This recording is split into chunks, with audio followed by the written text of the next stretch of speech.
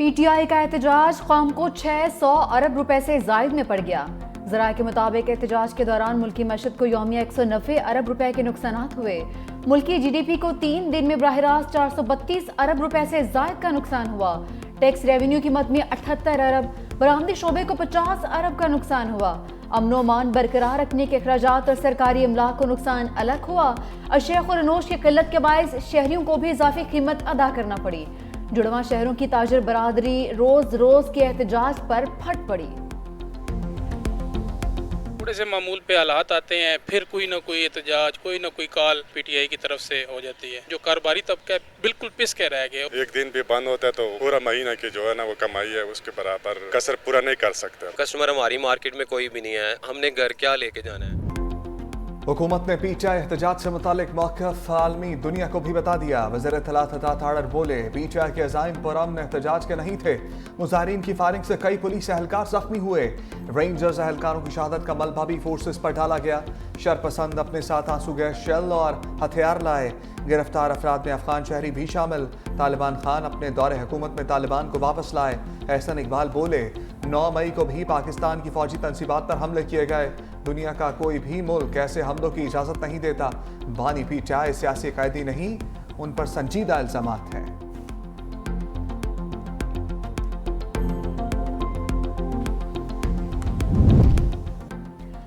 अदालती हुक्म के बावजूद इस्लामाबाद में एहतजाज करने पर तौहीन अदालत की दरख्वास्त पर समाअत। इस्लामाबाद हाई कोर्ट के चीफ जस्टिस आमिर फारूक ने पीटीआई को नोटिस जारी करके आइंदा हफ्ते जवाब तलब कर लिया। सेक्रेटरी दाखिला, चीफ कमिश्नर, डिप्टी कमिश्नर और आईजी इस्लामाबाद को भी नोटिस जारी। ताजों ने दरख्वास्त में मौक़िफ़ इख्तियार किया था कि हज़ारों मुजाहिरीन ने इस्लामाबाद में दाखिल होकर निज़ाम को मफलूज करके रख दिया। हुकूमत और इंतज़ामिया अमन अमान बरकरार रखने में नाकाम रहे। दूसरी जानिब तहरीक इंसाफ का एहतजाज खत्म होने के बाद मामूलात ज़िंदगी बहाल। इस्लामाबाद और रावलपिंडी में भी स्कूल्स खुल गए। मोटरवेज और रास्तों पर से रुकावटें हटा दी गई। शाहराहों से कंटेनर्स हटने से शहरियों और ताजरों ने सुख का सांस लिया।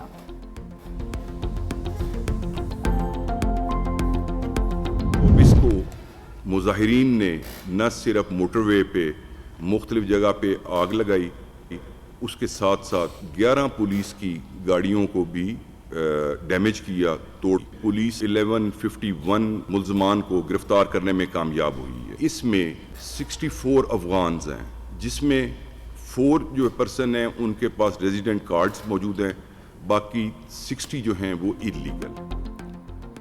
मुजाहिरीन ने पुलिस पर बराह रास्त फायरिंग की। आंसू गैस के शेल भी फेंके गए। 262 पुलिस एहलकार जख्मी हुए।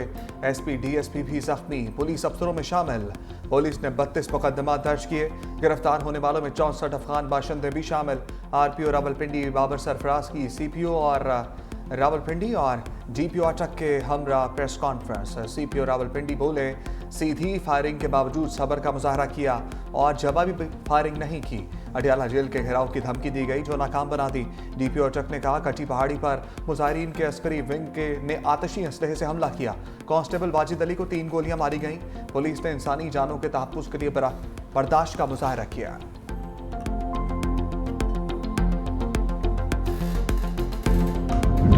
हमसे रब्ता किया था कि आप लोगों ने आना है एहतजाज पर। रास्ते के लिए 50,000 रुपये भी भेजे। पुलिस की पिकेट ने रोका। उन्होंने बजाय रुकने के उनके ऊपर जो है ना वो उनके पास गोलियां थी, कोई गोलेल के साथ उन्होंने वो भी मारी। टबात से मैं क़यादत में आया, अली खान जैदून के साथ इधर आ गया, खुद भाग गया और डंडे शंडी और पेट्रोलों का बोतल आवाम के पास था। गिरफ्तार पीटीआई के शरपसंदों के होश शुबा इंकशाफात। शरपसंद सज्जाद ने बताया, हमें 50,000 रुपए दिए गए। लड़ाई में फंसाकर पीटीआई क़यादत खुद फरार हो गई। एक शरपसंद ने कहा कि कारोबार के सिलसिले में इस्लामाबाद आ रहा था। ट्रांसपोर्ट का मसला होने की वजह से शरपसंदों की गाड़ी में बैठ गया। उनके पास डंडे, पत्थर और असलहा भी था। शरपसंद अयास ने बताया, मुझे कहा गया कि आपको इस्लामाबाद में सब कुछ मिलेगा।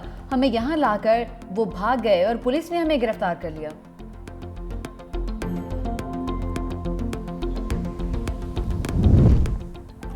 इस्लामाबाद में एहतजाज पर पीटीआई क़यादत के खिलाफ 8 पर्चे कट गए। बानी तहरीक इंसाफ बुशरा बीबी और अली अमीन गंडापुर के नाम शामिल। तहरीक इंसाफ के हज़ारों नामालूम कारकुन भी नामजद। मुकदमात में इंसदाद दहशतगर्दी, असम्बली एक्ट, कार्य सरकार में मुदाखलत की दफात शामिल। 1000 के करीब मुलजिमों को आज इस्लामाबाद, रावलपिंडी और अटक की अदालतों में पेश किया जाएगा।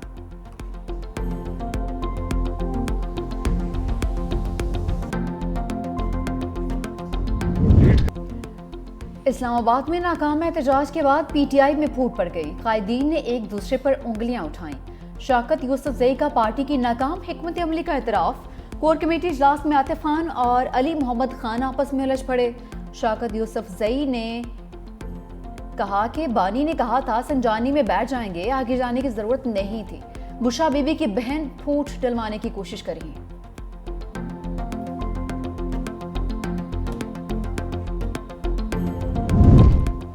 इस्लामाबाद पुलिस ने सीनियर सहाफ़ी मतीउल्लाह जान को गिरफ्तार कर लिया। एफआईआर के मुताबिक मतीउल्लाह जान की गाड़ी को 28 नवंबर की रात इस्लामाबाद नाके पर रुकने का इशारा किया गया, लेकिन वो ना रुके और गाड़ी की टक्कर से ड्यूटी पर मामूर कांस्टेबल मुदस्सिर जख्मी हो गए।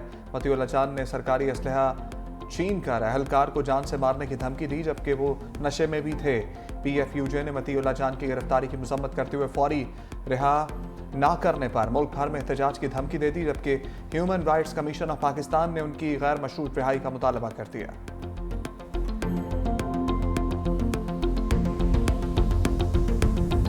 स्टॉक मार्केट में तारीख रकम 100 इंडेक्स ने पहली बार 1 लाख पॉइंट्स का संग मील अबूर कर लिया।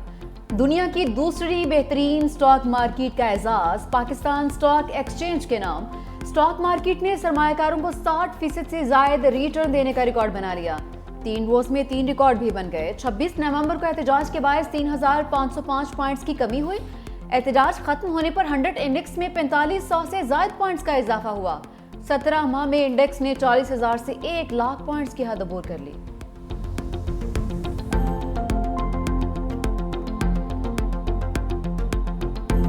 मुआशी तज्जियाकारों ने 28 नवंबर को मईशत के लिए गोल्डन डे करार दे दिया। आरिफ हबीब कहते हैं सरमायाकारों का एतमाद बढ़ रहा है। तामीराती शोबे की तरक्की से रेवेन्यू और GDP ग्रोथ बढ़ेगी। मार्केट के मजीद ऊपर जाने के इम्कानात मौजूद हैं। MDPSX फारूक सब्जवारी बोले 17 माह में मार्केट ने 150% रिटर्न दिया। बेहतरीन वक्त है, जिसका भी पैसा मुल्क से बाहर है वो वापस ले आए। तज्जियाकारों के मुताबिक स्टॉक एक्सचेंज में रिकॉर्ड तरक्की मुआशी बेहतरी की नवीद है।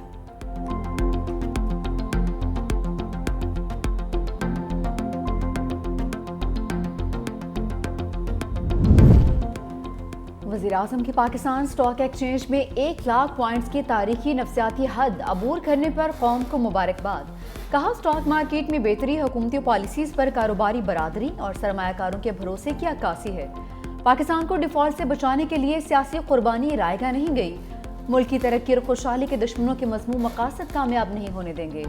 गवर्नर सिंध कामरान टेसोरी ने स्टॉक एक्सचेंज में मीडिया से गुफ्तगू करते हुए कहा कि तरक्की का सफर संभल चुका। सबने मिलकर पाकिस्तान की मैशत को बेहतर करना है। आर्मी चीफ सरहदों के साथ मैशत की भी हिफाजत कर रहे हैं। बानी PTI जेल से अहकामात देते हैं, आज मुबारकबाद भी दे दें।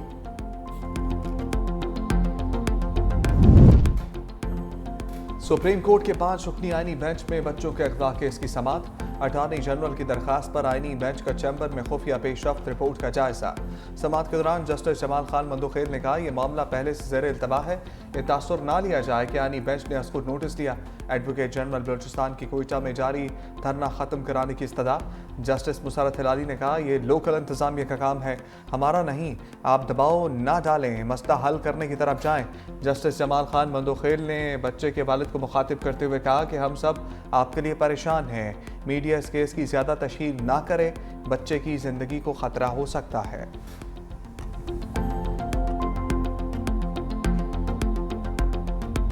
धूप निकलते ही फ़िज़ाई आलूदगी में कमी। लाहौर पाकिस्तान के आलूदा तरीन शहरों में सर फहरिस्त। Air quality index 280 record. Peshawar दूसरे नंबर पर, AQI 241 हो गया। मुल्तान का तीसरा नंबर, AQI 199 रिकॉर्ड। माहिरीन की आवाम को बिला ज़रूरत घरों से बाहर ना निकलने की हिदायत।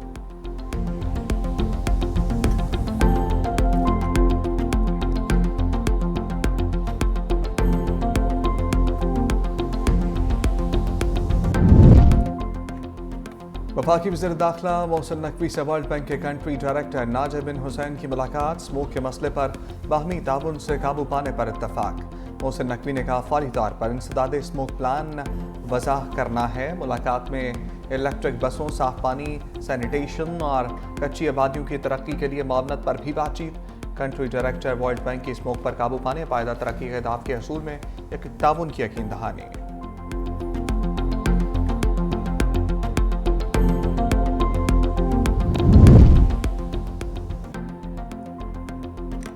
वनडे सीरीज के फैसला कुन मैच में पाकिस्तान के जिम्बाब्वे के खिलाफ टॉस जीतकर बैटिंग जारी। ग्रीन शर्ट्स ने 3 विकेटों के नुकसान पर 200 से ज्यादा रन बना लिए। दूसरे मैच के सेंचुरियन साइम अय्यूब 31 रन बनाकर आउट। अब्दुल्ला शफीक भी 50 बनाकर पवेलियन लौट गए। सिकंदर रजा और फराज अकरम की एक विकेट। ऐसा नहीं हो सकता, हम इंडिया जाकर खेलें और भारत पाकिस्तान ना आए। Chairman PCB Mohsin Naqvi champions trophy के पाकिस्तान में इनेकाद पर डट गए। रात गए कज़ाफी स्टेडियम लाहौर का दौरा किया। तामीराती कामों पर इज़हार इत्मीनान। पाकिस्तान और क्रिकेट के मफाद में जो बेहतर हुआ वही करेंगे। पाकिस्तान के अवाम को किसी सूरत मायूस नहीं करेंगे।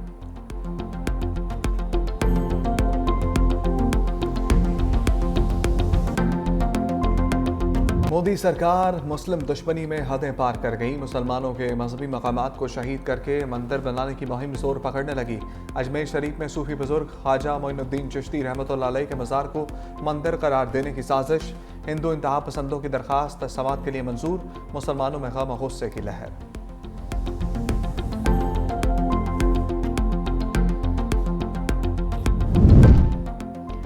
ट्रम्प काबीना के नामजद अरकान और अहम ओहदेदारों के अहल खाना को बॉम्ब हमले की धमकियां मिलने लगी। अक़वाम मुत्तहिदा में नामजद अमरीकी सफ़ीर इलीस स्टेफनी के ख़ानदान को धमकी।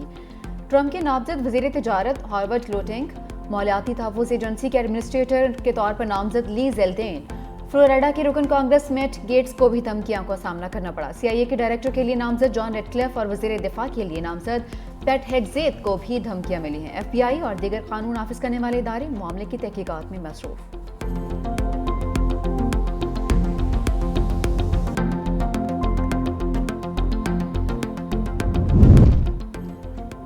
अमरीका का दोहरा मयार। एक तरफ जंग बंदी में सालसी, दूसरी तरफ इसराइल को असलाह फरोख्त करने का मंसूबा।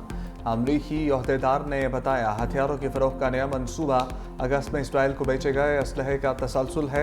इसराइली वज़ीर आज़म नेतन्याहू ने हिज़्बुल्लाह के साथ जंग बंदी की एक वजह हथियारों की कमी करार दे दिया।